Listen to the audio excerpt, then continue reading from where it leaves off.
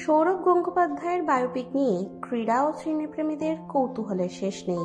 কখন এই বায়োপিক মুক্তি পাবে এবং কে অভিনয় করবেন মহারাজের চরিত্রে, এই প্রশ্ন ঘিরে বহুদিন ধরেই জল্পনা চলছে। সৌরভের চরিত্রে অভিনয়ের জন্য বলিউডের একাধিক জনপ্রিয় অভিনেতার নাম শোনা গিয়েছে। কখনো আয়ুষ্মান খুরানা, কখনো রণবীর কাপুর, আবার কখনো রাজকুমার রাওয়ের নাম উঠে এসেছে এই আলোচনায়। তবে সাম্প্রতিক সময়ে এই তালিকায় সবচেয়ে বেশি জোরালোভাবে উঠে এসেছে রাজকুমার রাওয়ের নাম।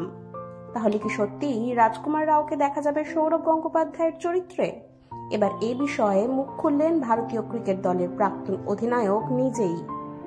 সম্প্রতি বর্ধমান বিশ্ববিদ্যালয়ের একটি অনুষ্ঠানে যোগ দিতে গিয়ে সংবাদ মাধ্যমের মুখোমুখি হন সৌরভ গঙ্গোপাধ্যায়। সেখানেই বায়োপিক নিয়ে প্রশ্নের উত্তরে মহারাজ স্পষ্টভাবে বলেন, আমি যা শুনেছি রাজকুমার রাও এই চরিত্রে অভিনয় করবেন, তবে তারিখ নিয়ে সমস্যা আছে, আর তাই এই ছবিটি তৈরি হতে এখনো বছরখানেক সময় লাগবে। তবে এখানেই শেষ নয়।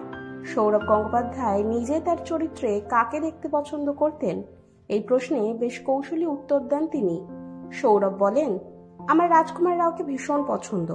এছাড়াও তার স্ত্রী ডোনার চরিত্রে কাকে দেখা যেতে পারে, সেই প্রশ্নের উত্তরে সৌরভ বলেন, ডিফিকাল্ট ক্যারেক্টার, অনেক অপশন আছে, তবে বেছে উঠতে পারিনি।